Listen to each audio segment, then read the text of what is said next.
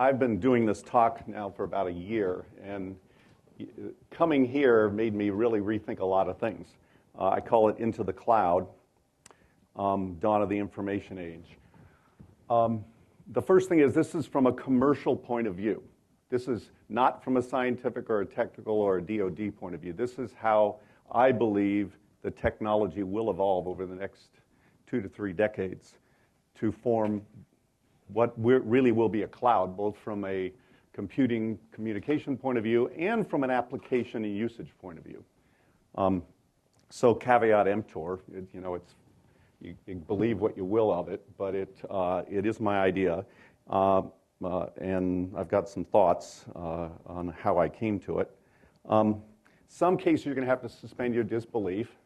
I'm not going to talk about how we're going to meet the scalability or security problems or latency problems that are just going to make all this happen.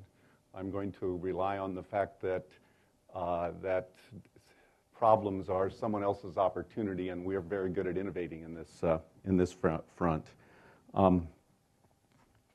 So, and in some ways, I think I may make DoD's problem a little harder. So, sorry about that, but these are what I think some big ideas. So first, you have to have a model. If you're going to predict anything, I believe you have to have a model that you can constantly be evaluating where we've come from and where we're going to against. And what I like to say is, quote Mark Twain, history doesn't repeat itself, but it sometimes rhymes. So my model is based on cycles of innovation which have phases.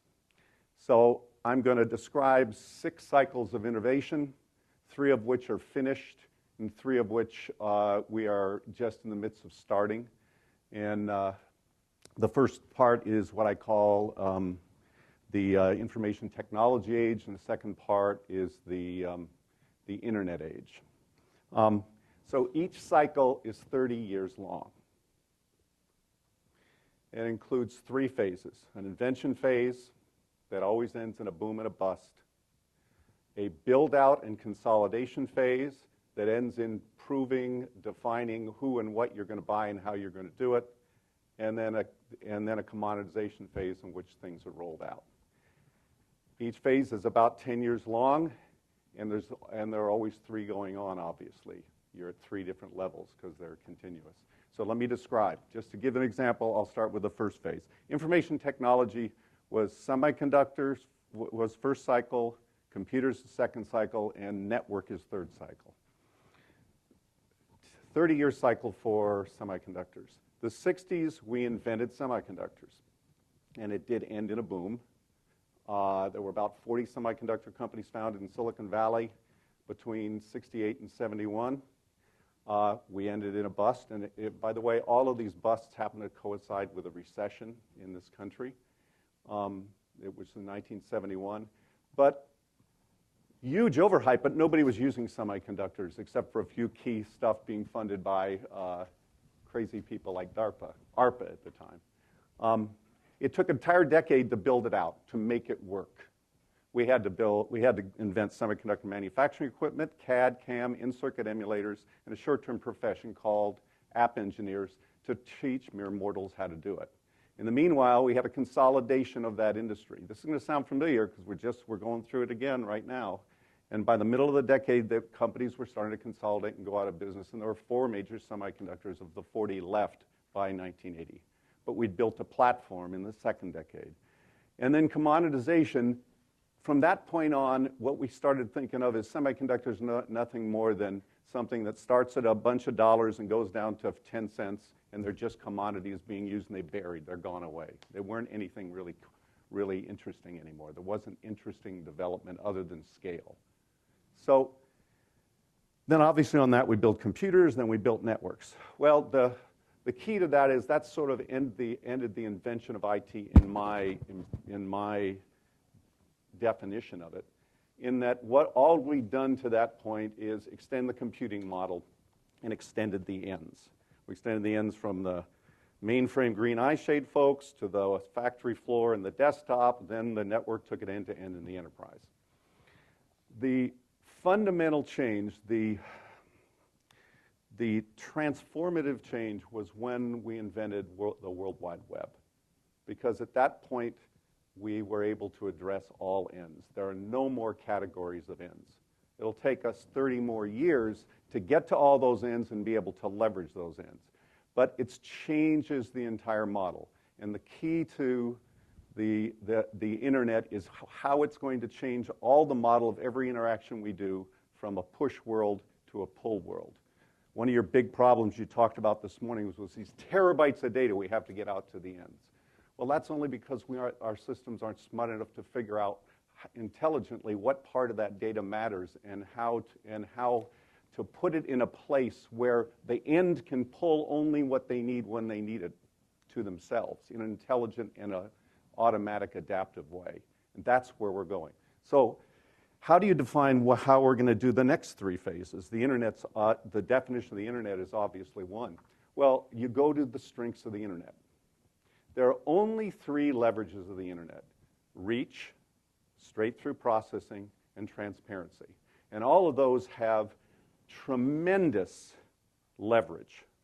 I mean, transparency alone is the key to economic progress. It has been for centuries. Those are the next three phases: reach, straight-through processing, and transparency. So we're in the reach phase right now. We started that in 1990 with the invention of the internet. From 1990 to 2000, 2001, we did the invention through boom and bust. And what did we invent? The World Wide Web, the concept of service-oriented architecture. We didn't invent service-oriented architecture. We invented web app servers and J2EE and .NET and those kind of things. We invented the technologies on which we could build the internet. But we couldn't exploit it. So now we're in the second decade. Build out and consolidation. The first part of the build out is we had to get broadband out to everybody. In 2000, almost no end node, no home, no individual had broadband. And it was that build out for those 5 years that drove it drove Google, right? It drove Symantec. It drove the investments that now we could actually capitalize on those ends. Meanwhile, there's a huge consolidation going on in software companies, et cetera. But we're not finished. While these phases are going on, in the second decade, the build-out, you have to build out the technologies that can exploit it. So where we are today is we've invented Web 2.0. Remember I talked about the ends? Well, that's reach.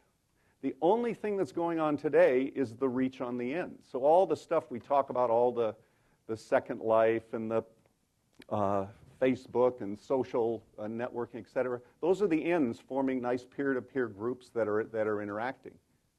Now, it's kind of interesting. It's not the straight-through processing. That's going to be Web 3.0.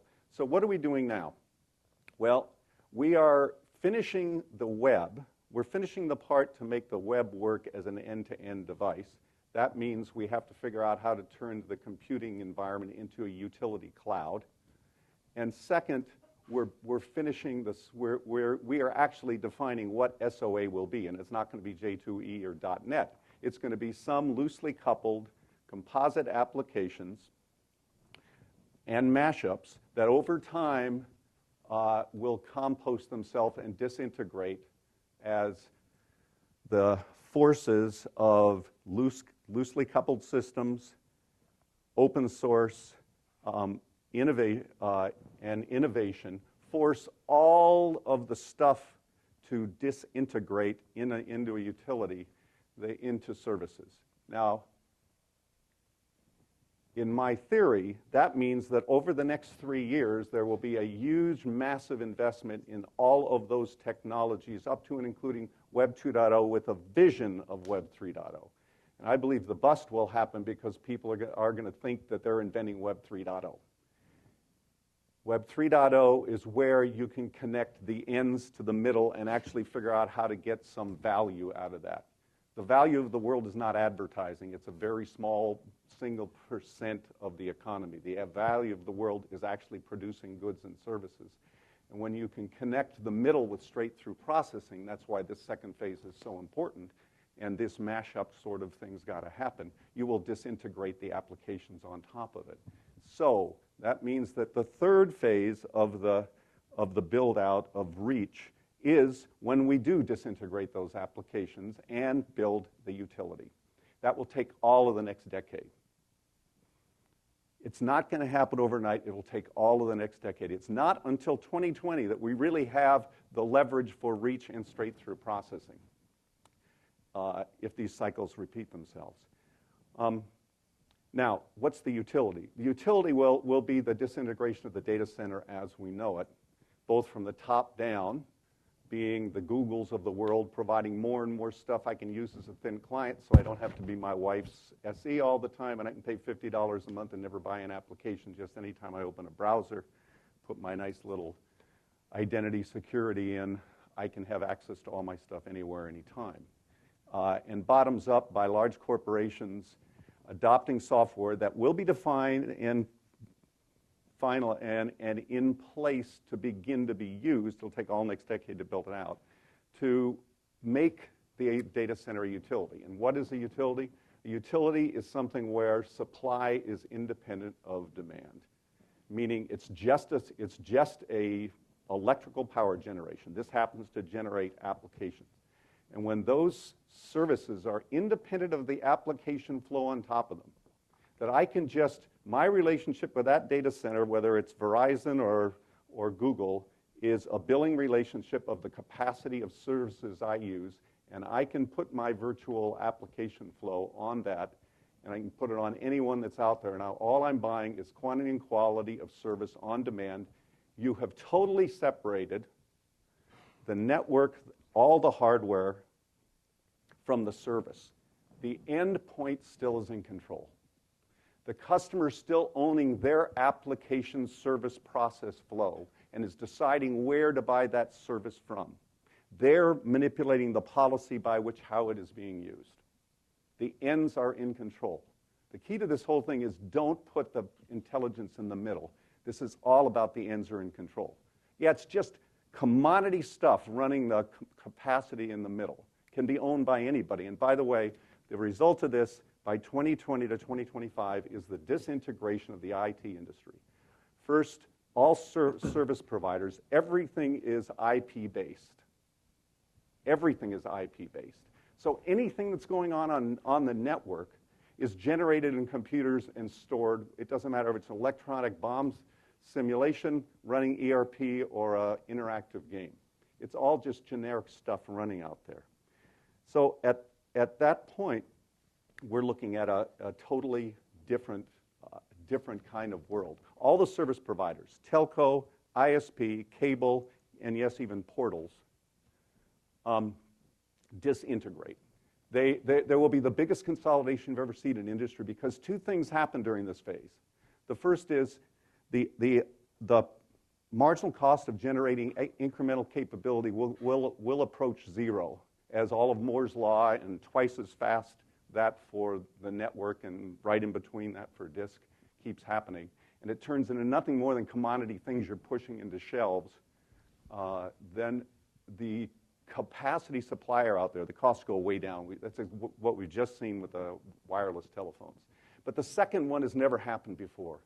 There's no borders. Mm-hmm. I can buy from anybody who has a URL as long as I have broadband.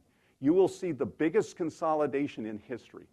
Economics tells you that in that kind of a market, 20 years from now, there'll be less than 10, probably about 5 suppliers in the world that'll supply 80% of the capacity. It's all scale economics. Now, what starts happening is you have both network effects on one end and the long tail on the other end, forcing this all together. Because now, by the end of the next decade, we have Web 3.0 applications, and we have a relatively free computing base to buy from. So next phase, taking through the straight-through processing, obviously that during its third phase disintegrates value chains. It turns business upside down. Everything is about pull. And the final thing is transparency, which won't start till next decade. So what has to happen next decade? The build out of next decade first for this straight-through processing thing to put power on the ends requires that work in two areas. First, we have to solve the identity problem. End of story. identity is everything. If you don't solve the identity problem, don't even worry about security. Yeah, the stuff Lynn was talking about, it's all about the identity problem. You know, and it means that concepts of risk management replace trust. It means that authentication, authorization, and identity are three separate mechanisms that are a multi-pass algorithm that can be revocable, et cetera. Have to solve it. Oh, well, identity is something totally separate from authorization, and those two are a risk relationship, not a trust relationship. And there is a totally separate concept of authentication that can be multiple, that is, can be a multi-pass, multimodal, adaptive thing. The second thing we have to solve is data semantics and self-describing systems. The transparency is the biggest leverage we'll ever have. There'll be infinite amount of data as all these ends and components and whatever happen.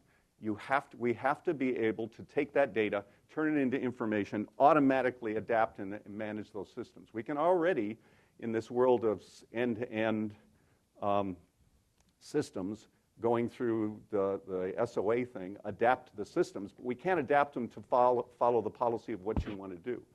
So I believe all the invention in the next decade is going to be around data, self-describing semantic values of data. Now, what that means is we'll have a huge, by the way, these bubbles all go because people think they're inventing the next model, right? People are going to be thinking they're inventing Web 3.0, but it's going to take all the next decade to actually invent it because it's not the technology, it's the business models on top of it. We couldn't do ASP model in 1999. We can do software as a service now, and that'll get even more interesting going forward. In the semantic web version of 2020 to 2030, we're now beginning to actually build out systems that allow that data to be turned into information and self-organized and pulled by the ends. Now you have two different things. As that build-out takes all the way through to 2040, now you have two different things. You have an independent cloud of computing and communications, and you have a self-adapting, owned by the end environment of information and service. They aren't the same thing. They are two different things. At any rate, that's the world according to Bill Coleman. So, Bill, you started talking about this back, Highlands 22 was a long time ago now. That's 11 meetings ago, so the figure 4 or 5 years ago, to where you've come to now to discuss this. You said that if we don't solve identity, which is what you talked about at 30,